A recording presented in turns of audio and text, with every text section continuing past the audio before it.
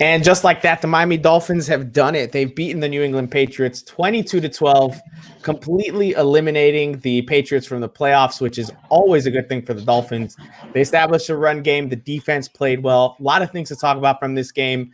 But first, I'll go to you, Kai. What's the biggest thing you got from this game? Man, just Patriots out of the playoffs. Tua, I think the offense.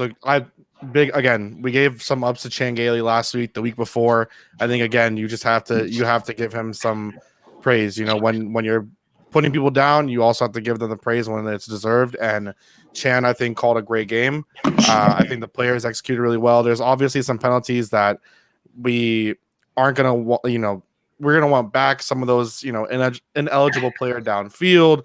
Yeah. There's some things that you obviously want to clean up, but it's just another step into the playoffs.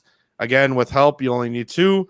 Of course, you want to win out. You believe you're going to win out, so you want to get these next 3 here, or next 2. Number 1. Listen. Hey, wait, hold on. Juan, I was about to go to you. Taco, your opinion is good as well, but we want to know what Lil Wade has to say, because he seems like he's got a lot he wants to share. Facts. Let him off. Here, maybe this will do it.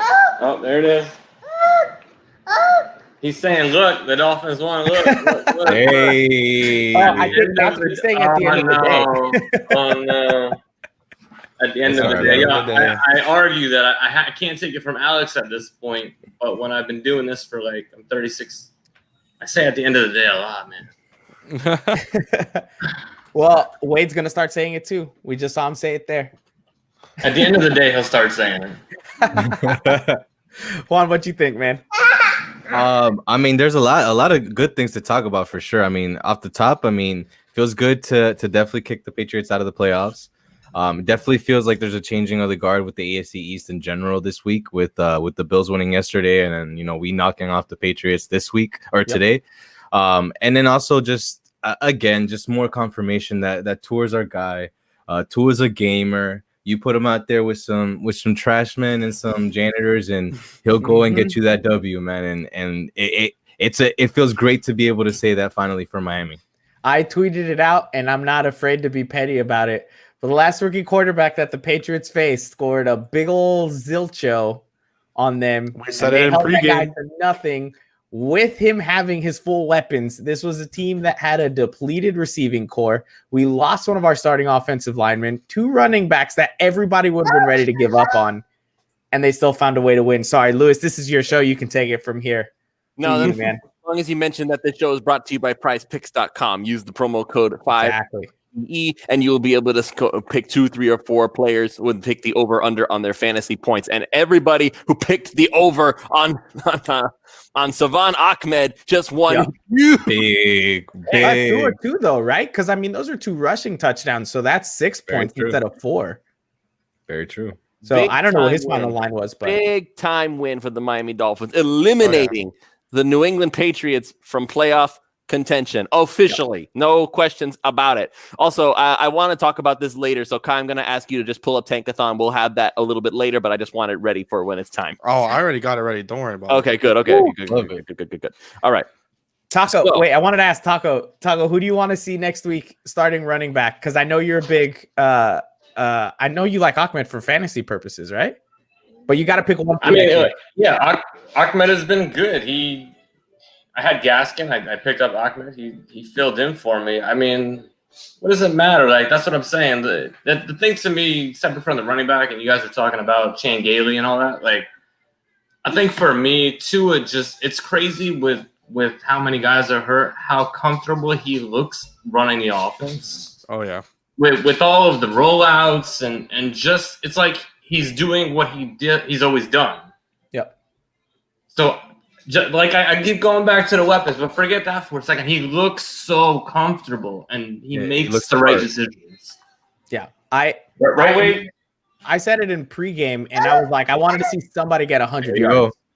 Right? I was like, who's going to get 100 yards? I wanted Malcolm Perry to do it because I'm a secret Malcolm Perry fan. I just feel like he's super versatile. I think he can do a lot of the receiving game. It wasn't him, but I said somebody's got to get it.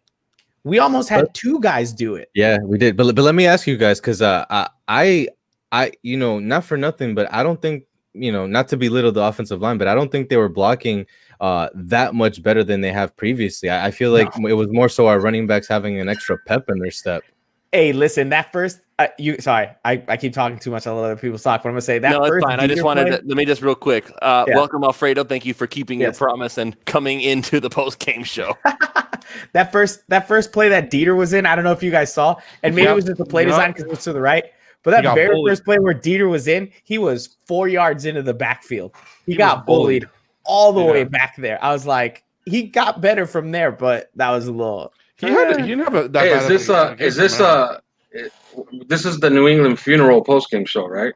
Absolutely. I feel. Oh, I should have worn my black. I honest to God, I feel a little bit bad because our guy Kenneth. Because we didn't score 50 points. No, because our guy Kenneth, who was in the chat with us during the in-game stream, he's stuck with us the whole way through. Shout out to Kenneth, bro. For real. Showing love all game. He's on our Dolphins stream to watch his team lose. What does that tell you about the Patriots and who they have running their stuff online, bro? They come to here to see us.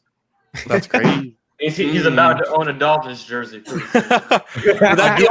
literally the only reason I feel even a little bit bad. I'm ecstatic in the inside. Believe me. Bill's gotta watch out because Tua's gonna make him retire early. Because if he's gonna have to start facing Tua twice a year, Josh Allen twice a year. I saw you make that tweet. Maybe Trevor Lawrence twice a year. Bill, you better get out of here because it's done, bro. At least in New England. Yeah. I'm loving Alfredo with the victory cigar, by the way. Yeah. For real. Always. I did see the fair weather fan comment, and I do want to quickly comment on that. It's like, I think there are a lot of situations where you can say that, but if you're really gonna come at Dolphins fans for feeling upset that they laid an egg throughout that first half, like come on now. You can be upset that your team laid an egg and still expect them to win the game. I don't get the. Like it is, I do believe it. There are some fair weather fans in Miami, but come on now. Hey, let me say something. Since a lot of people said a lot of stuff in the first half. Don't you get that sense of confidence with number one behind center? Yep, he's gonna find a way. If he had to kick 7 field goals to win this game, I think he would have went out there and kicked 7 field goals. It's just the way. Yeah. And if you notice, the Patriots were like scared to death of the RPO. They were backing off. Yeah. Every time he would put the ball in Savon Ahmed's belly, you would see that they would hold the outside edge. And of course, he would give it off, and they run right inside of him 5 yards over and over and over. But you know what made and it over work? again. Look at what the threat of a running game does. You know what made it work was the fact that Tua actually showed that he was willing to do it a couple times. That was the lesson that he learned. We talked about this previously during the game, but I'm going to harp on it again. This was exactly the lesson he needed to learn. That first time he got picked off, it was because he wasn't willing to take off with his legs. The second time, he was like, nope, I'm going to do it myself. And it paid off. He's going to take that lesson going forward. Well, and also that pick, I feel like if he hadn't gotten hit the throw, right, but I feel like Tua wasn't going to throw it that low. I feel like he was trying to go over that defender. Right. If we're talking about a bunch of things. If we're talking about the accuracy thing, that's fine. But he wasn't willing to commit to taking off. Yeah. That was what slowed him down. If he had just run, just then like, screw it, I'm going, they might have come out with a much different result on that drive. Look, I'll be the one guy that's going to blame Tua completely on that pick and not running. If you watch the play again, they kind of flooded that side of the field. If he gets rid of it right away, J.C. Jackson had committed to the inside route. If he just gets to the bottom of his drop and just throws it outside to Lynn Bowden, it's a walk-in touchdown. Because J.C. Jackson had come off of his mark and was trying to pick up the inside man. The problem was he stepped up into the pocket, and J.C. Jackson then re-picked up Lynn Bowden, and that's why he got picked. So I'll put that one. I'll put that one on Tua, completely on Tua. You suck. Smythe right there on the edge, right to the outside. Durham Smythe. Oh my God! Look at that man trucking people like it's no big deal. He's the antithesis of Gesicki. He's not known for catching passes, but if you let him try, he's gonna bowl someone over. Yeah. Gesicki's still the baby giraffe who can make incredible catches, though. I don't want him running with the football. Yeah. We'll get Darren Waller. Heck yeah. Yeah, and we try to do that little Kelsey play where we pitch it to him. Mike, you asked for guys to step up today. Yeah. They stepped up. They Savon Ahmed, Matt Breida, Durham Smythe stepped up big time. I even tweeted it out from the beginning of the game. You saw it from the first couple of plays that the Dolphins offense had. The guys were pushing hard, man. You had Smythe, or I think it was Shaheen actually right at the beginning, pulled over a couple guys. The offense was pushing real hard. There was one run where I think Ahmed should have only had about 2 yards, and the full offensive line was behind him, pushing him down another 3. They wanted this win, right? And this is what Juan said, right? That PTSD of this would have been a trap game for those old Dolphins teams that would have just kind of been a little bit more relaxed. They wanted it from the start. It didn't work out as great as we would have wanted with that interception and a couple things, but they were fighting the whole time, and they were clearly the better team on the field the entire time. Hey, there's way too much positivity on this show, so I'm going to go against the grain since everybody likes to call me a homer, and I'm going to say I was running around my backyard where I watch the games. I watch the games back here, by the way. Like right now I'm staring at my screen that I have outside, right? I was running around fist pumping and trying to find anybody to high five once we pulled off that fake punt. And then when I saw a legal man downfield and nobody, Kamo Grugier-Hill didn't report, I don't think I've ever felt this down the last 4 or 5 weeks. I said, I was like, it's amazing. They lead the league in the craziest, most amazing gadget plays that work that don't count. Yeah. It's unbelievable. I'm surprised by the way, didn't get anything on the end around, on the little, like, what was it, the lateral for the hook and ladder. I was like, who didn't report? Where is it, guys? Yeah, that was a thing of beauty. Like I said on the 3FPC account, Gailey must have. It felt like he was coaching with his shirt off and smoking a cigar when he called that hook and ladder. That was a thing of beauty. What do you have to lose it? It's weird because Gailey, it's like now that you have no weapons. Now's the time, I guess, to pull everything out and say, hey, like, what do we got to risk? But it would have been nice if you did that when we had all of our weapons. This is true. Alfredo, how many TVs do you actually own? Because there's always the 2 behind you, right? There's another one outside. I feel like there's a minimum of 6. I think that's a good guess. All right, I have 1 outside. I have 2 behind my bar. That's 3. 1 in my office. That's 4. My daughter has 1. That's 5. And 1 in my bedroom. That's 6. Yeah, let's go. On the money. Nice. I do want to transition. I know that Lewis asked earlier for the Tinkathon. I do want to mention Tinkathon sometimes is incorrect. I do want to say last week I was corrected, and then I was still correct on my thing. Just want to point that out there. But right now, Tinkathon has the Dolphins at 5. If some other results kind of around the league go a different way, it looks like they will finish the weekend at 6. So don't be too happy. They're probably not going to stay at 5. As far as the playoffs, however, with results not going around the league, the Dolphins essentially must win out. Yeah. But you know what? Which isn't out of the realm of possibility, but just to wait, what were the other? Because the Colts won, right? Well, do you guys see the Bills actually playing any other starters week 17? No. Didn't he already say it? McDermott already said that, I think. Yeah. And not only that, but Stephon Diggs is nursing an injury right now. And remember, there's still a possibility Colts can lose out, and we win next week, and it's a wrap. But I'm watching Cleveland closely because that loss on Monday night is the kind of loss that can snowball. Just watch them in the next game. If they win the next game, forget it. We got to win out. But if they lose the next game, if they lose today to the Giants, then that would be huge because I have to. There's a couple other things that'll happen, but those 2 losses would be huge because then even if other results don't go the Dolphins' way, the 2 Browns losses would secure them into 7th. That's assuming that they lose to the Giants today. I think it's completely out of the realm of possibility for them to lose to the Jets.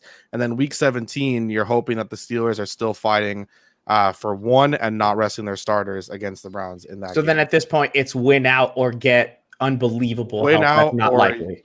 Exactly, which isn't out of the realm of possibility. I mean, the Dolphins next week, I think we're all assuming should be a win. Yeah, it's you have to take care of Buffalo. business. We're looking at Buffalo and Josh Allen, and we gotta win that game. Well, probably not even Josh Allen. I mean, you're probably playing Jake. Well, and the Raiders haven't played great. If Carr plays, the offense can score points. Yes. Right. And I gotta say today, Alfredo, you mentioned coming up with something negative. We played a fantastic game. I'm all positive with this team right now, but passing defense, there was a few things that I felt were going a little bit too much the Patriots' way. They had a lot of guys open in the 20 to 25 yards downfield. We got lucky on that fumble, but there was a couple times that our pass defense, I was like, guys, where's the pass defense that caused Mahomes to throw 3 interceptions? And like, what was that? That was a little odd to me. In my opinion. I think the Patriots were helped because I was watching the game really closely when we were on defense, because Chris Kaufman on our WhatsApp, chat, our little string that we have going during the season, he was telling me, all you got to do is watch that first pass from Cam Newton and realize there's not much of a danger from their passing game. But if you notice, we were paying so much attention to try to contain him and keep him in the pocket that our pass rush just wasn't getting there. Yeah. So now this is something that was mentioned in the chat. They're saying that since the Bills can end up with the number 2 seed, they won't rest anybody if their game means something. So that does make sense. That is a distinct possibility we have to think about. If it ends up making it so that the Bills could earn something by playing their starters and going for a big win, that is something we have to take into consideration. But that being said, I will say this. If you believe that the Miami Dolphins deserve to be a playoff team, if they deserve to get to the playoffs in the first place, it's not even that you play them at their best. It's that if you are a playoff team, you will win out to make it happen. You have the Raiders coming up next. That should not be an issue. And after that is Buffalo. And Buffalo is going to be really, really, really tough. Certainly harder than what we face today. But if you're a playoff team, you'll find a way to make it happen. Just to quickly mention as well, and also thank you to the identified celebrity review for the $5 donation. We much appreciate the donation. Much appreciated. By the way, put this in the file for like the NFL is weird at times. The Jets just got the ball and marched it right down the field and scored over the Rams. Wait. The game just started, right? Good thing I played the Rams defense in DraftKings. So. Okay, well, what's the Jaguars record? 0-7. Yeah. I just don't want. Listen, with this whole playoff stuff, I'm gonna be really, really frustrated if the season ends and we look back on that Denver loss as the one that got away. You know what I mean? Patriots lost at the beginning of the season. The Patriots lost at the beginning of the season.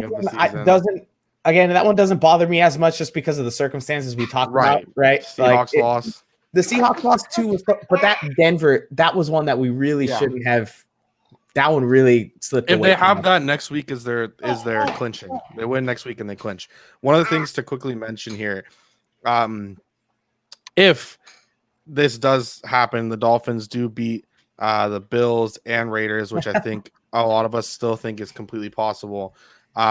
Even if the Browns, and thank you, Alfredo, for bringing this up, because the Browns, in my mind, I just completely forgot about them. If they lose to the Giants today, so all Dolphins fans, you should be Giants fans unless you believe in your team, like I guess I do, and I think the rest of us do, to win out.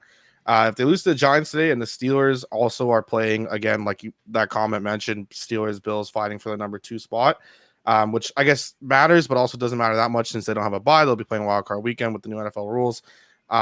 The Browns would be first one out, and the Dolphins, even with the loss of the Bills, if that does happen, would be the 7th seed, but then they would play the Steelers. If the Dolphins won in that situation and all of the results went around the league, it would be Ryan Tannehill versus the Miami Dolphins in the playoffs. And by the way, I know a lot of people were saying, nobody's gonna care about the 2 seed or the 3 seed. There's one way that everybody's gonna care about the 2 seed or the 3 seed. If you get the 3 seed, you get Kansas City in the second round. Yeah. You know what I mean? If the two wins. So give me the Steelers all day. So I think the Steelers get through the playoffs. I think the Steelers and the Bills are gonna eyeball getting that 2 seed. Right. You know what I mean? So that's a blessing and a curse at the same time. Although the Bills have already said, we're likely gonna sit people. So I guess you're rooting also for they the would Steelers. play the Ravens, which would be a tough matchup for the Bills if if all results change and the Browns lose 2, that sort of situation. The Bills would play the Ravens. If that doesn't happen, which I don't think any of us are expecting the Browns to lose, the Browns will play the Steelers in the playoffs. The Ravens would so the Ravens would still play the Bills if they went out. So the Ravens went out and the Bills sit at 3. Then they play the Bills no matter what happens. I don't think tonight's a given, man. Like the Giants, I get it, Daniel Jones and all that, but I think that Giants team plays teams hard. And I don't think that's a given there. Yeah. Well, and the Browns. I'm sorry, the Browns do not look like an actual 9-4 team. No, they haven't all season. Right? They've through whatever they are at this point, 11-2. I think. Yeah, that loss on Monday is huge in terms of the future for the Dolphins. That one. But it's not just the loss, right? It's if you told me right now the Dolphins are playing the Browns, I would have the utmost confidence we win that game because there's nothing about this Browns team that scares me outside of Myles Garrett. I don't know about that, bro. Nick Chubb will tear this defense up. Then at that 100%. point, when we talk about the Tennessee Titans, we should be terrified of Derrick Henry. Oh, I am. I'm shaking. Wait, Mike. Who isn't terrified of Derrick Henry? When we talked about it earlier in the season, we said, "Oh, we'll be fine playing the Titans because as long as we can contain Henry, Tannehill's not too big a threat." Who said that? I never came out my mouth. I will go back and watch the videos. Listen, I'll find them. Don't just wait. I hike. You don't remember any of us saying that on a pre post. I seriously do not remember mentioning that ever. Like I'm being Derrick Henry. Honest here. I don't remember saying that. But anyway, so this is the other thing that I wanted to talk about now that the game is over. We've been like briefly talking about it periodically throughout the game, but this is something that needs to be discussed regarding the roster. So we keep talking about how we need to revamp the offense, and we see more and more proof of that every day. We saw that, all due respect to Lynn Bowden, who again had himself a pretty good game, all things considered, and Malcolm Perry and them, I don't know.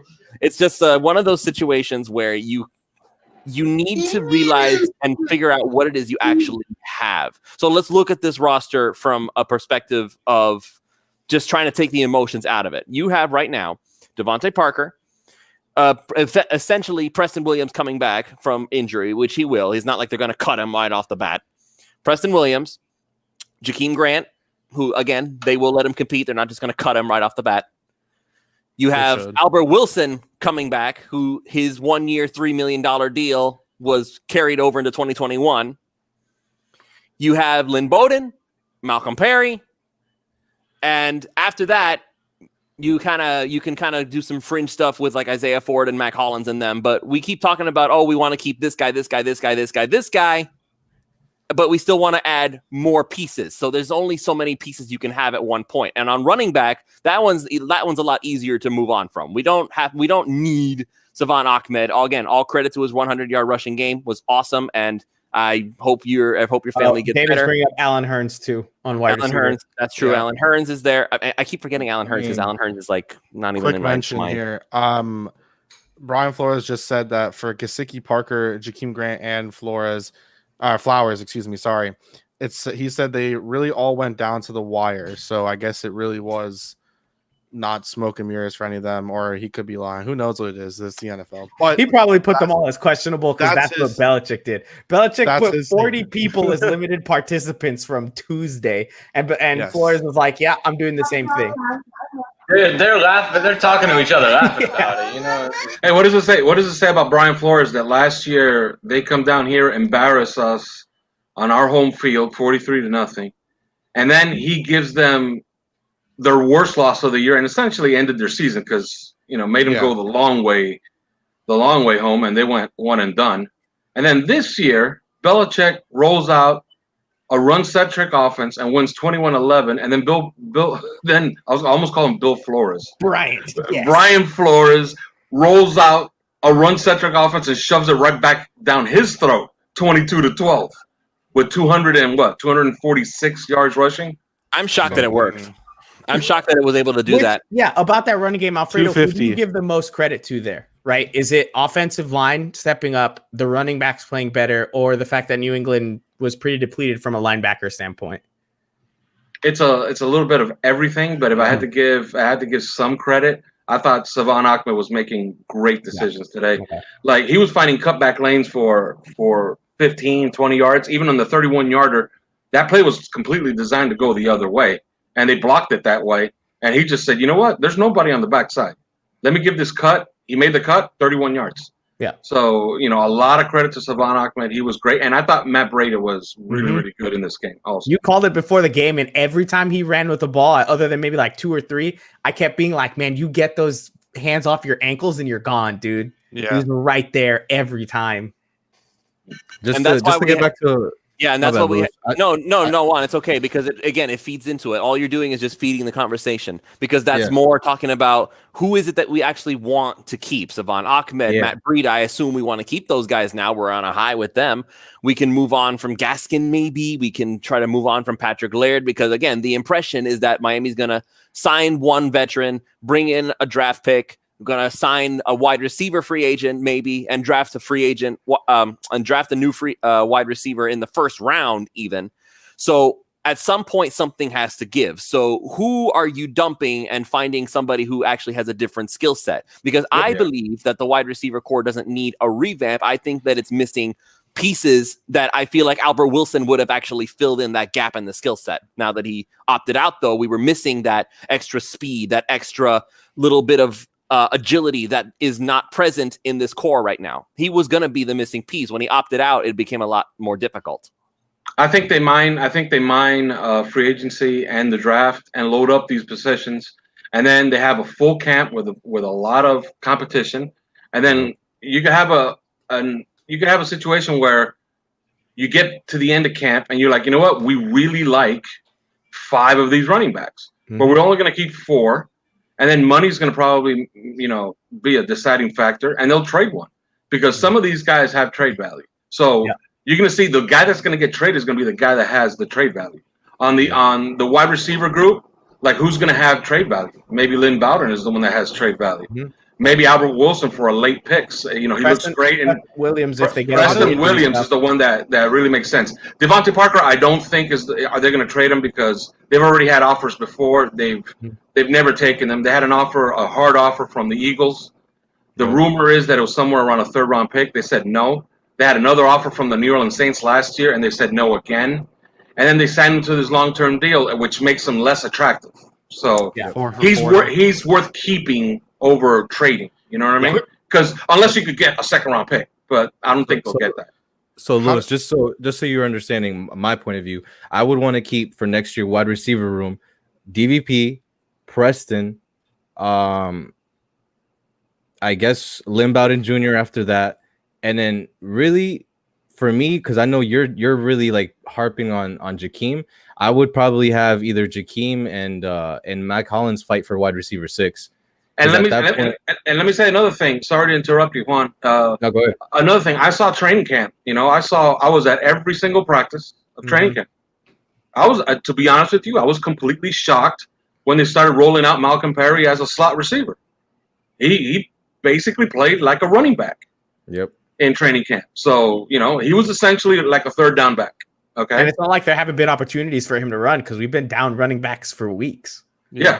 Right. So, but they kind of used him more like a gimmick running back, like a 3rd down back. You know what I mean? Like they were going to run him between the tackles. They were going to run him on gimmicks, and they were going to. He was going to catch passes out of the backfield. Just like Lynn Bowden. Quick question: how does that work with Albert Wilson? Because he's on the last year of his deal. So with the COVID, it carried over. It's a next year. So it's going to carry over. Yeah, when he opted out, he carried over his contract. Oh, okay. So okay, cool. So and Allen Hurns too, because they both opted out. So Allen Hurns had another year after that, but I just wanted to make sure, just because I know that I remember that his contract was going to be up. So okay, cool. Right, but that's what makes it so tricky now because you essentially have Albert Wilson for an extra 1 year. That's me. Who's who? The baby crying was me. I don't mean to interrupt you guys. I just want to tell you guys I really appreciate it. I got to get out of here, but I love you guys. All right. See you, Taco. Okay. Hey, one thing before you leave. Why is your baby wearing a green shirt with a jet on it? That's a good question. I didn't buy it, but look. That's better. Much better. Yeah. Talk loud. Thank you. All right. So that was David Freeman at Taco Bout Sports. Go give him a follow. So back to the discussion at hand. This is why I keep saying that it's such a tricky discussion because we assume that we want Devonta Smith or Jalen Waddle or Jamar Chase or whoever ends up finally falling to them. I don't know. I'm sure you all have a personal favorite that you'd like to pick up. I know for me, I'm just going with Devonta Smith only because he has familiarity with Tua. At running back, it's the same deal. It's familiarity with Tua, so I want Najee Harris. We recently heard about how they talk about their blood brothers or something along those lines. Like, it's very, very Klingon up in here, blood brothers. Like, I would die with him. With honor. Hey, listen, I watched, what was it? When I was on that Tua hype train before the draft. Listen, YouTube, all my YouTube suggestions were Tua videos, and there's one of Tua in Hawaii, and just the way him and Najee Harris interact with one another, like the way they're just always around each other, and they're just like such good friends. I love Etienne. I think he's a great running back, but because I think Etienne would probably be more expensive in terms of draft capital, and Najee Harris has that familiarity, I'm okay getting him. The only thing I'm curious about is if the Dolphins are going to want a more veteran running back, someone more established, someone like that. Bell. I feel like they tried that with Jordan Howard. We're also really, really early in the game because that combine is going to be huge for those running backs. We know Travis Etienne is going to blast off something like a 4.4 flat, something in that neighborhood, maybe even sub 4.4. So that's going to solidify his draft status. If Najee Harris runs like a 4.52, he drops to our second pick in the first round easily. Right. You know, but he also runs like a 4.4 or something. At that size, at that size, it's gonna be the Ronnie Brown thing all over again. You know. Yeah. All right. Where Ronnie Brown was supposed to be like a mid-first round pick, and then he ran what he ran at the combine, and then lifted, and then everybody looked at him like, wow, like this guy, should be overdrafted, and Nick Saban actually did. So you're saying that that Harris and Etienne all by themselves are worth more than Clyde Edwards-Helaire, Jonathan Taylor, DeAndre Swift, J.K. Dobbins, who they were all projected to be first-round draft picks, but none of them actually went, with the exception of Helaire, the very, very last pick. Well, that's the problem. Yeah. You just ran off like a bunch of running backs. So the rest of the league said, you know what? A lot of these guys are interchangeable, so let's just let them go. Because if we don't get our number one target, we're kind of happy with our number two target. And if we don't get our number two target, our number three and our number four are like right there with them. This year, it's much more top heavy. You know? Well, let me ask you, Alfredo, because obviously I saw the slacking that they put on UM the other night, and those North Carolina running backs, they look nice. Why you, Juan? Listen, don't talk about it. I'm talking about North Carolina. You can just say the North Carolina running backs are good, but you decide to open it with, I watched that UM shellac. Listen, y'all, you and Kai need to go to Gainesville. Go live up there, okay? See how much exposure you get. Yo, I don't want to live in Gainesville. Look, I can be a fan, but that doesn't mean I want to live there. Whoa. Chill. Those guys are in the conversation, in the top 5. But I think that those guys are going to be, especially Williams with his size. He's also going to be combine dependent. A lot of people, a lot of teams, they draft running backs basically on their production, and then they want the production confirmed by their combine performance. So it's up to close to Etienne and Harris. Those two guys are basically 1A and 1B. Yeah. There's no one. I mean, I would have still been hammering the table for Etienne last year if he had come out, and Patrick Mahomes just doing an interception. Sorry, but yeah. So is Patrick Mahomes washed? That's a bunch of interceptions the last 2 games. That's how we're supposed to. It looks like it's being called back, right? So never mind. I mean, we can all because I think, Lewis, this is what you were trying to get to, and I guess we can just all say what our ideal would be, right, from a running back and wide receiver standpoint, because you're saying there's so many guys. Right, we keep saying that it needs to be overhauled, but we keep running down this list of people we want to keep. So how is that not an overhaul? I only want to keep 3. I'm not saying overhaul, right? I'm not saying take out all 6 guys and bring in a whole new set of 6 guys. But at wide receiver, if we're high up enough to land and we have it available to us to land a Jamar Chase or Devonta Smith and even Jalen Waddle, I'm taking them because I think they're going to come in and be, at worst, the second best wide receiver on this team by the time the season starts. Yeah, the overhaul, I think, where the overhaul comes is in snaps, okay? If they take Devonta Smith, somebody on the current team is going to lose 600 snaps, okay? Because Devonta Smith is going to get those 600 snaps. And I think it's Williams. I think Williams is the most at risk, especially because, and I think you pointed this out, Alfredo, Williams hasn't been able to stay healthy. Yes, it's only been 2 seasons, but both seasons he went down. And sure, Devontae Parker was the same at the beginning, but are we willing to wait another 5 years for Williams to play a full season again? And then we're going to have to keep having depth at wide receiver, expecting Williams to go down. And Parker, who can still go down, unfortunately, he keeps getting hamstring issues and things here or there. So it's an overhaul from the standpoint of someone's snaps needs to get taken away and given to someone new. Well, there's gonna be several come to Jesus moments in the offseason where strength and conditioning is gonna get together with some of these guys and is gonna tell them, you know what, you like drawing paychecks in the NFL, you're gonna have to start taking care of your body a little bit more. I know that Devontae Parker has always had that bad reputation, that he's a guy that, you know, as soon as the final gun on the last game of the season hits, he's gone and he's not going to do anything. So I think that there's got to be a change in disposition for a lot of these guys. They're going to have to take care of their bodies a lot better. Right. Because availability is important. Has it changed for Parker? Best ability is availability. Yeah. Let me ask you something, Alfredo, because one of the things that I saw a lot on Twitter this past week was Marvin Jones liking a couple of tweets of coming to the Dolphins. Would you be okay with bringing a veteran receiver to kind of groom all the young guys that we have in the wide receiver room? And he's right. Marvin Jones is a guy that would fit perfectly, with what they're trying to do. And also the operative word, he's cheap. Okay. Yeah. Very so true. if you're talking about like would you really be all upset if they signed Marvin Jones for something like $7 million a year and then draft Devonta Smith? Like you're pretty happy with that. You're looking at that wide receiver core and you're saying, man, we're kind of loaded, right? You look around. We built depth with this whole year too. Yep.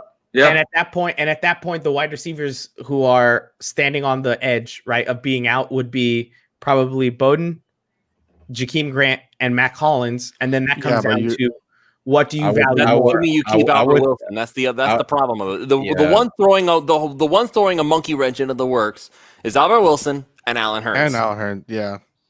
The thing, and I would see Lim. Sorry, real quick. I would see Lynn Bowden going above Malcolm Perry. Malcolm Perry was a 7th round pick. Oh, sure. Yeah. But Malcolm Perry, to me, sorry, when I said those three guys, I think those are the three on the edge of making it. I think at that point, Malcolm Perry is either out of the receiver room completely and moved to running back or just gone off the team completely. Yeah, and remember that Lynn Bowden also has, he has a leg up on a lot of the other guys. They made an investment there. They traded for him. Yeah. You know what I mean? So there's an investment already there. They traded and they got rid of basically a roster guy in Raekwon McMillan for him. So it wasn't just okay. Let's see if he's any good this year. He's kind of shown that he's useful. Yeah. So you could pencil in. I'm pretty certain you could pencil in Lynn Bowden on the roster next year. And that's the question I guess that you asked as well, is like with those three people you listed, Mike. It's like if you had Grant, Bowden, and Hollins, as those are the three guys that are on the bubble, are you going to sit here and tell me right now that you're going to take Grant and Hollins over what Lynn Bowden's been doing in recent weeks? So, but here's the thing. Here's the thing with Grant and Hollins. You keep Hollins as that special team player, and that's what I'm saying, right? Grant is a great returner, as the receiver, brings you some crazy explosiveness, and we saw him almost single-handedly carry a game, right? I think it was, I don't know if it was the Rams game or another one after that, where his punt returns were key in getting us good position. He was taking us places, and then you've also got Hollins, who, especially at the beginning of the season, there were times where he was the gunner going down the field. He was there, and either he blew up the guy who received it, or he blew up the guy who received it with the guy blocking him. I think at one point early on, he caused the fumble on one of those. So it comes down to which one of the two is more important to you in terms of. And another thing, a lot of people don't care about it because they probably don't watch it. But training camp is important and practice is important. And Jakeem Grant has built up a lot of goodwill through two coaches now with his practice habits. He's there for every single practice. He goes 100 miles an hour. He stretches the defense in practice. He's a useful player for the practice week. And he's a guy that, I'm not going to call him a coach's pet, but it's easy to like him when you watch him in practice. He's a guy that's going to do everything for you. He's going to do everything that you ask. And then on Sundays, he's a dangerous returner. Yeah.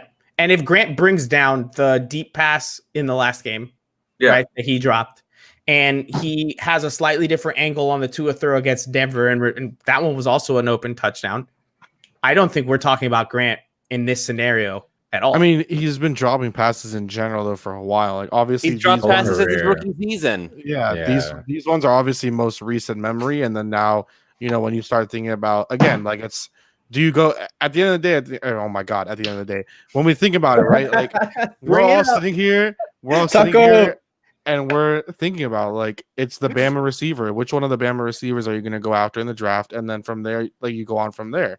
So do you guys value both of the Bama receivers higher than Jamar? Give me any Bama player, period, at this point. I'll take them. But that's a genuine question because a lot of draft nicks have Jamar Chase higher, and I'm just curious what you guys all think. It's like, what do you prefer? You prefer it's like a flavor thing. You want strawberry, you want chocolate, you want vanilla, and you just gotta kind of pick what the you want. Question you have to, it's not the question is not what do we want. The question is what does Tua want? Yeah. Well, I'll tell you one thing. I heard from people that I trust. A lot of the comparisons that Devonta Smith gets are the ones that Tua's going to need and is going to want, which is Marvin Harris and Reggie Wayne. So, those are the comparisons, and I could see it. Like, I completely see it. I could see what those and those are people that I really, really trust in the draft world. Right. And I could see it because what are those two guys? What are Reggie Wayne and Marvin Harrison? They're technicians. Is number 6 overall too high for that, Alf? No, you take him. You take him at number 6. That's what the hope is for him? Two Hall of Famers? And he's one of those guys. And one thing we already talked about Devontae Parker, about not really caring about his body or whatever. Although, credit to him, it seems we can't. A couple years ago, we could say that. Now, I don't think so. Yeah, I think there's been a change. He fights to come back.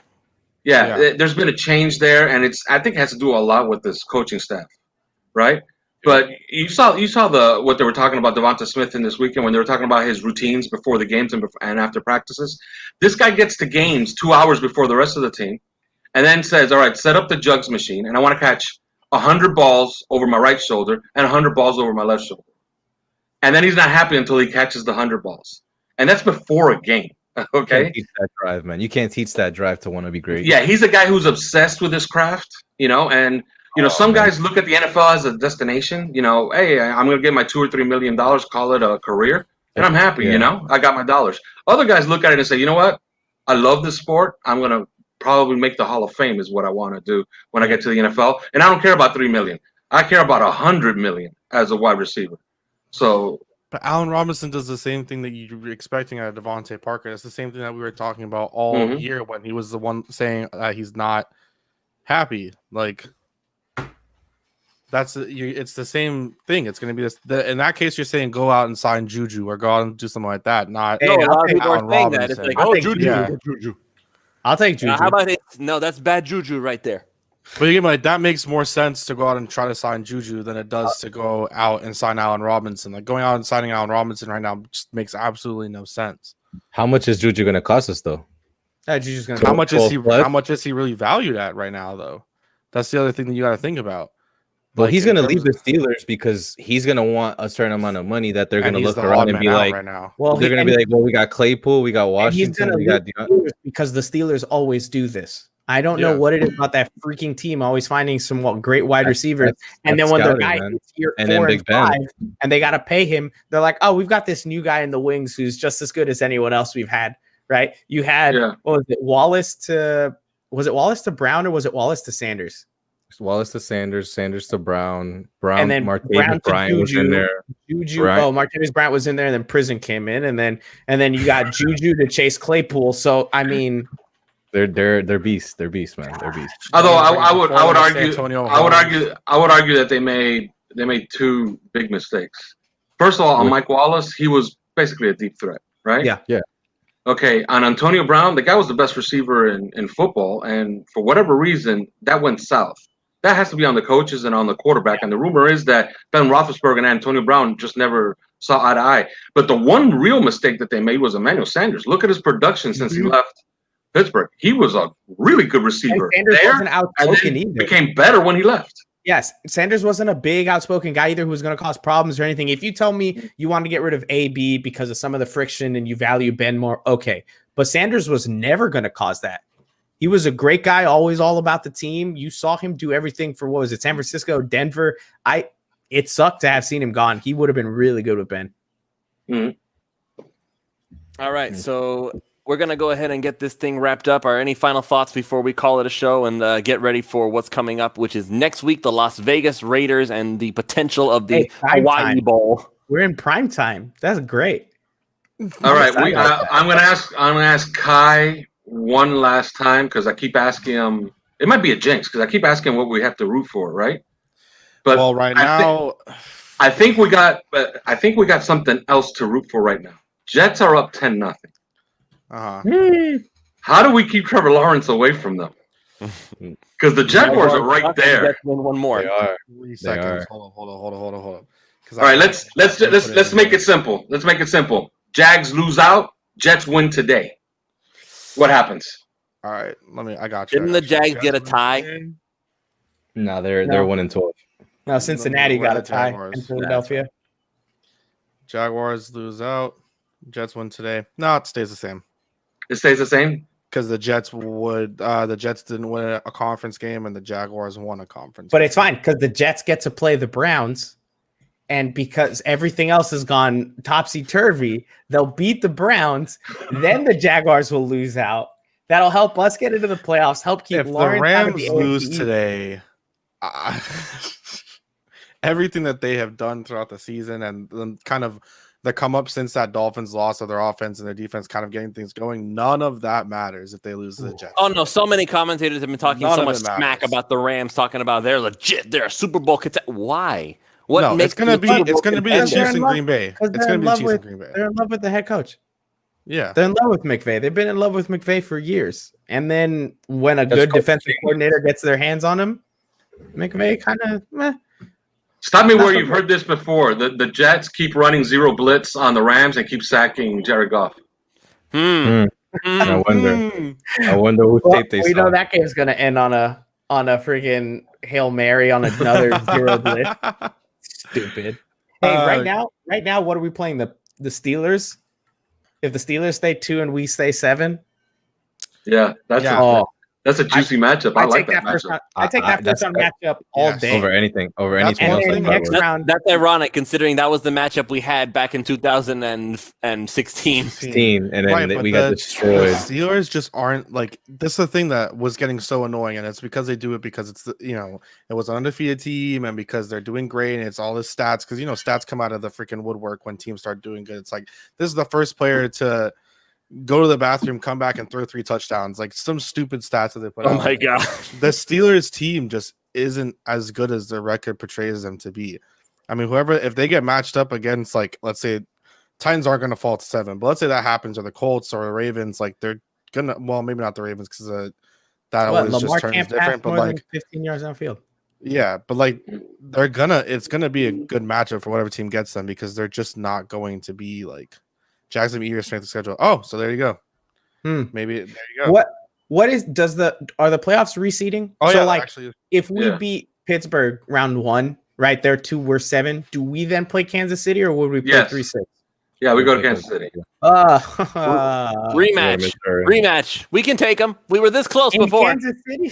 and I think Kansas City's take letting them. fans in there too. So Well, as of today, we have the best running game in the NFL. So yeah, that's true. But so we have that going for us. I really hope it's not a thing, and I don't think it's a thing. But Tua had the one cold weather game, which was Denver, and we saw how that went. If you could call it a cold weather yeah, game. that was more like high altitude. it was like 52 degrees. Although I will say this, Tua Tagovailoa, nobody has ever looked more miserable in 52-degree weather than Tua Tagovailoa. He evidently doesn't like cold weather. That's the Hawaii boy. He doesn't like cold weather. He didn't want to go to Cincinnati. He wanted to go to Miami.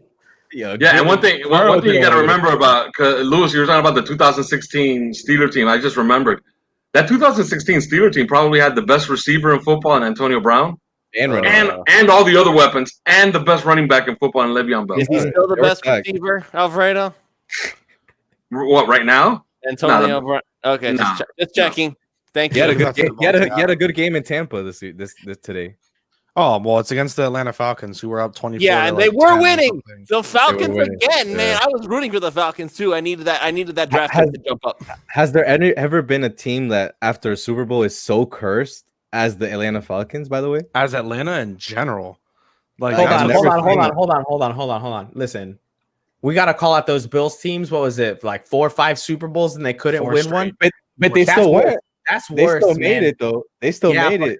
you know what it is. You keep making it to the Super Bowl and you keep losing. Jared That has Goff to hurt. Interception. I lived through that. I lived through that, and I could tell you what that whole problem was about. It was that K-gun offense. If you remember, well, you guys, none of you are gonna remember really. Now that I think about it, but the Buffalo Bills had that K-gun offense, which was essentially 11 personnel the entire game. 1 tight end, 3 wide receivers, 1 running back, Thurman Thomas. Right? They were loaded. They had a Hall of Fame quarterback, and then they ran no huddle the entire game. Right?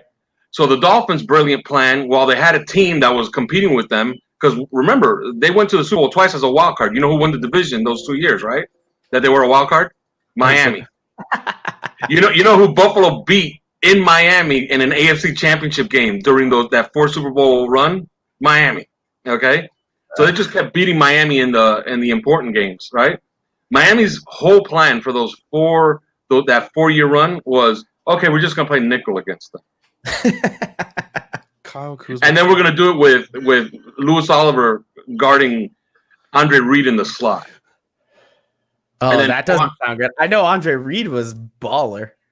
Yeah, and then you had games like, the one in the snow where we lost 44-34, where Marino is putting up yardage all over the place, throwing touchdowns, but the defense can't get off the field. Marino even threw a touchdown pass to a guard, Roy Foster, in that game. Go look it up. I never had a defense. The report is eligible.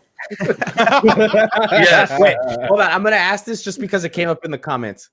Do the Dolphins, I don't want to say front runners, although I think they're front runners, but I think that's a homer in me. I think the Dolphins have 2 front runners for big time awards, and that's X at Defensive Player of the Year and Flores at Coach of the Year. They aren't going to give it to him. They're not. They will not give it to him. They will refuse outright to give it to him. Do we think that they should be the front runners based on what's gone on? I think so. Yeah, I think so. Yeah, I don't see anybody else who deserves it more than Brian Flores, considering what he came back from. Yeah, he was being talked about as a candidate before this year when they were 5-11. Yeah, and now they're 9-5. If the Browns make the playoffs, close. they'll give it to Stefanski. Just remember that. No. People have been talking about the Browns making the playoffs for the past 4 years. Every year they get one. They got Jarvis Landry, Browns are making the playoffs. They got OBJ, Browns are making the playoffs. Come on. Sam Darnold sucks, man. Sorry. He's so bad. I don't know. It's 13-0 Jets. They're smoking the Rams. I wouldn't call that smoking, but for the Jets, it might as well be 85 to 0. What are you talking? Wait, how much? The actual defense floor per game. The guy who's actually going to get Defensive Player of the Year is on the Rams, and we know who it is, and we know why he's going to get it, even though he doesn't. Highway robbery. If TJ Watt and the Steelers would have still been undefeated, I think they win. I think he wins it. Sorry, I just looked it up. The Jets score 14 points per game. They're about to be capped, guys. All right, that's where we take. Yeah, that's where we wrap this up. All right, everybody, thank you so much for joining us. We're going to go watch the rest of your football afternoons and football evenings, and tomorrow Monday Night Football. You all have a fantastic day. And yes, at the end of the day, it's all about PrizePicks.com. Go and get yourself some wins and go get yourself some money. Use the promo code 5 FIV. That's how you end it. Peace. And tomorrow, Yard Work is going to have about 15 runs on it. There you go.